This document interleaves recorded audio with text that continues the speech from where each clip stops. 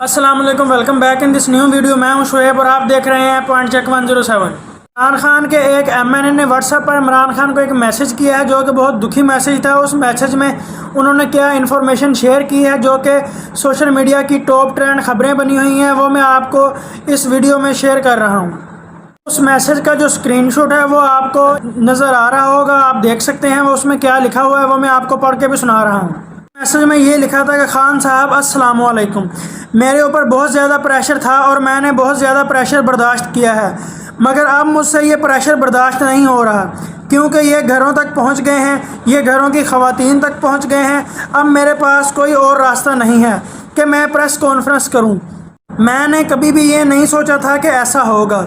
मेरे पास अब सिर्फ दो ही ऑप्शंस बचे हैं जो कि मुझे दिए गए हैं। एक ये है कि मैं प्रेस कॉन्फ्रेंस करूं और पीटीआई को छोड़ दूं, और जो दूसरा है वो ये है कि मैं ख़ुदकुशी कर लूं। उससे आगे लिखा है कि इमरान खान साहब, मैं शुरू से ही आपके साथ हूँ। जब से आपने सियासत शुरू की है, जब से आपने मियाँ वाली में अपना पहला जलसा किया है, मैं तब से आपका साथ दे रहा हूँ। मगर अब मेरे ऊपर प्रेशर इतना ज़्यादा है, अब मैं इतना मजबूर हूँ कि मैं अब आपका साथ नहीं दे सकता।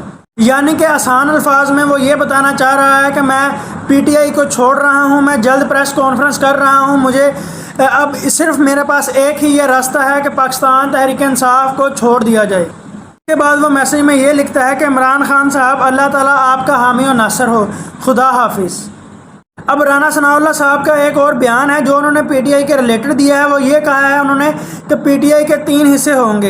एक जो है वो पीपल्स पार्टी में उसके एमएनए शामिल होंगे, जो बाकी एमएनएस बच जाएंगे, जो बाकी एमपीएस बच जाएंगे, वो जहांगीर तरीन की जो किंग्स पार्टी है उसमें शामिल किए जाएंगे, और जो उनके बाद एमएनएस बच जाएंगे वो पाकिस्तान तहरीक इंसाफ में ही रहेंगे।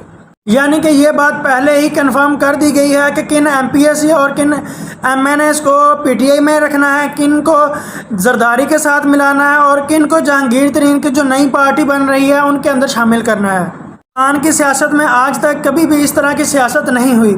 पिछले 75 सालों में कभी भी पाकिस्तान की सियासत में यह सब नहीं हुआ जो आज हो रहा है।